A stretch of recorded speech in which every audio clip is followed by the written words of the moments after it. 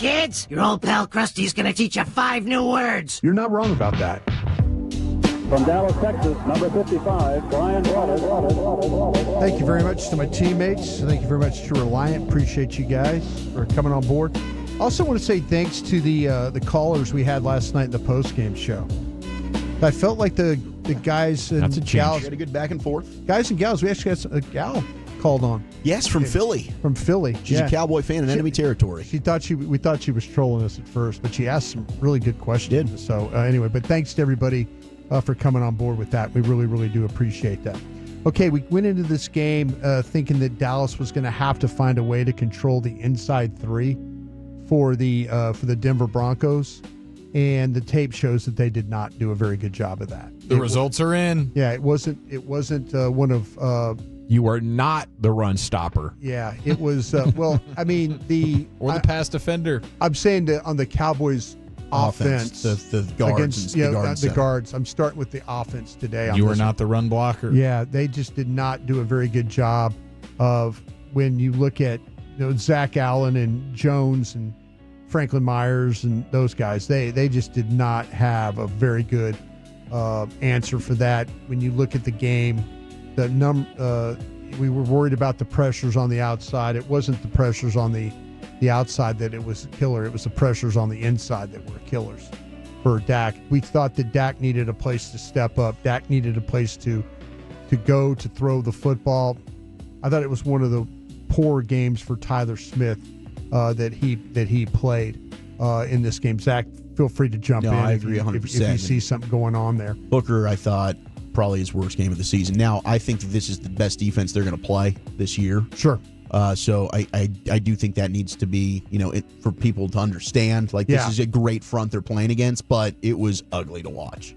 Yeah, we kind of felt like they go into this game very similar to what they did against Green Bay, that they would have to be able to handle their front. And for the most part, like I said, I think there needs to be some more discussion about Terrence Steele at right tackle. I think this is where Nate Thomas needs to maybe get a little bit more work. I would not be surprised if we in fact see that in the Arizona game a little bit. Maybe they start incorporating Nate Thomas a little bit more. I thought Tyler Guyton, yes, he had the 4 pressures, but going up against Nick Bonito, I said that earlier, I was expecting a lot worse. I was expecting Nick Bonito to really wear him out, to get to the corner. Tyler not being able to get outside, not being able to set his feet. I felt like he was going to be put in some terrible blocking positions. The tackle on his side was, he was fine. Tyler Smith, as I mentioned, got put in some bad positions. Hoppin got put in bad positions. But yeah, this could have been a lot worse over there with Tyler Guyton, and it really wasn't. I have to give him some credit for battling in this one pretty well. Salute. But like I said, on the other side of it, though, I think Terrence Steele, you need to think about Terrence Steele and really what's going on over there at right tackle. Yeah, they're probably going to be in the market for another tackle in the offseason. I think they should be looking at, should we shut down Tyler Smith here before too long again? Because the only explanation for that yesterday is the knees bothering him. Yeah. And tendonitis is one of those things where it's going to hurt week in and week out. I don't think he was moving particularly well, Dawson, to your point. I think there were a couple of times where the movement up front and the power that these Broncos defensive tackles showed in this game, their ability to rush the passers really inside is super impressive with the way that they play. I think, to me, when you look at I think there was a missed opportunity in this game, and I think the missed opportunity was when Patrick Surtain went out of the game. And I don't think there was nearly enough thought put into, okay, now, even though that Chris Abrams-Drain, their second year cornerback, number 31, there were eight targets, 8 receptions. He should have been lit up. He should have been lit up like they were lighting up your guy over on the other side, their Bridges, on the Cowboys side. They did not take nearly enough advantage of Surtain being in that football game that they should have. And I think that's really, really unfortunate because if you look at Pickens in this football game, I think Pickens was pretty engaged in what was going on. I think CD was kind of nicked up in the game, as we talked about, with the ankle. So he was kind of fighting through some things. They did a great job, by the way, of covering Jake Ferguson. Oh, they did not want Ferg to beat you. No, the fact that they took Jody Barron on that interception and put him on him in coverage and treated him like that, I think was a big emphasis for the Denver Broncos in this game. They were not going to let him win, whether it was down the field, underneath. They did a really, really good job of making sure that they got him taken out of the game. But once they knew they couldn't protect, it should have been like back shoulders to Pickens when he's one-on-one, quick game, and play action. Well, they hit on a couple of play action plays that actually worked out for them. I'm surprised they didn't, as you mentioned, try it a little bit more in this game. I think Denver did actually respect your rush. The problem is Denver also knew that you couldn't stop them on defense. Yes. So they were able to get a little bit more aggressive with how they were going to play. When they blitzed, it was a problem. Yeah. Because Javonte Williams struggled in pass protection. He sure did. It was, credit to their linebackers like Singleton, good blitzer. I mean, they did some of that mug in the A-gap, like Zim-type simulated pressures, and it was very effective. Yeah, Sternat that we talked about, remember when we visited with Andrew Mason from the Broncos. Andrew Mason was telling us that the Sternat is kind of filled in a way. And I was really curious how the loss of Dre Greenlaw was going to be in this game or affect them.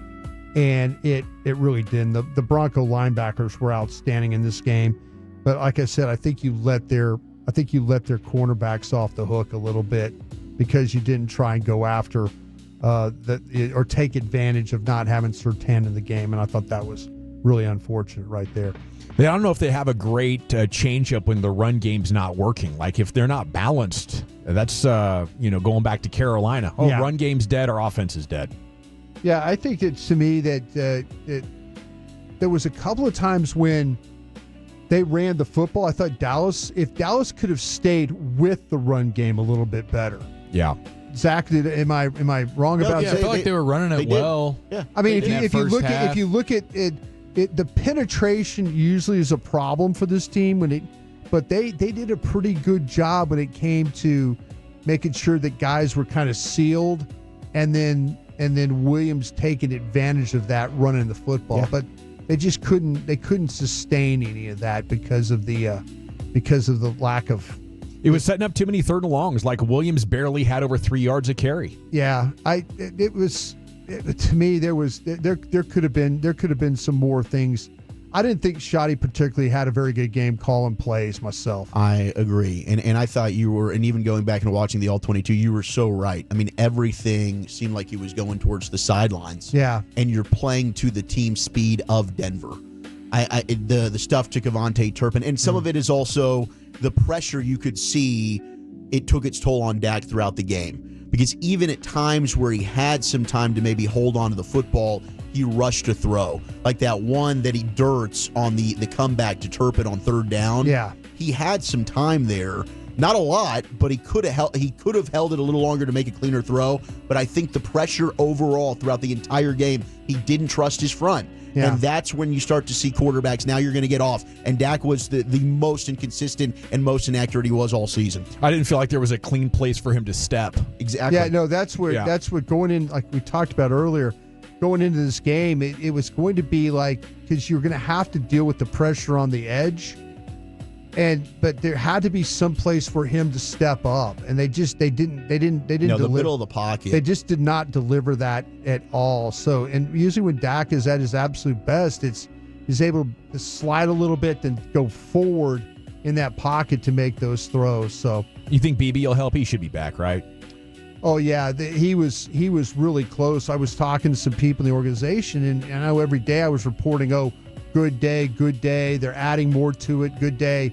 They just got to Saturday, and it was like he just could not. They didn't feel like that he could play a complete game with where he's at right now. So the hope right now is to be able to have him this week. But I thought Dallas was going to be okay playing against those guys with Hoffman even at center, with Smith, and then also Booker.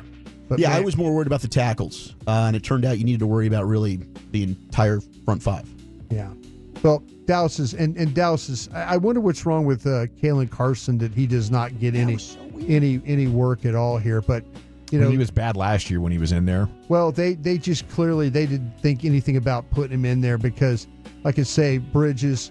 They went after Bridges, and in the running game they also went after Shamar James a little bit here, try and take advantage of some of the aggressiveness that he has. But they were not very good up front. They didn't get nearly any pressure at all in this football game. And even some of the throws that Nix made, he made a throw going to his left where he just, I'm thinking like, man, there's no way. And then lo and behold, he's able to throw it just a dart. But they just, when you average over 7 yards a play, Sean Payton's play sheet was wide open for them to be able to call any kind of plays they wanted. So unfortunately, that you were really compromised in the secondary. But when you're compromised in the secondary and you got no pass rush and you don't play run defense particularly well, that is a really, really bad recipe against this Denver Bronco team. Their quarterback played probably the best game he's played all season long. And I think it's the second time he's put up 40 points in his career. Yeah. Well, they were outstanding. They really, really were. And like I say, that you look for some kind of improvement, some silver lining stuff, defensively. I just keep kind of going back to Solomon Thomas. I think that you need to think about even more of Solomon Thomas. I know he kind of rotates with Oso Digizua, but I think Solomon Thomas is doing a much better job of being a more disruptive player than what Oso Digizua is being right now. We're all still kind of waiting. Chief was right about Milton Williams. He's having a good year for New England. Yeah. Remember when you said instead of signing Osa, go with Milton Williams? Go with Milton Williams. That Vrabel defense. Well, that's disappointing. That's like three techniques in a row that the Cowboys have been like, here's our guy, Henry Melton, Tyrone Crawford. Nope. Yeah. More, and who knows? Half the season to go.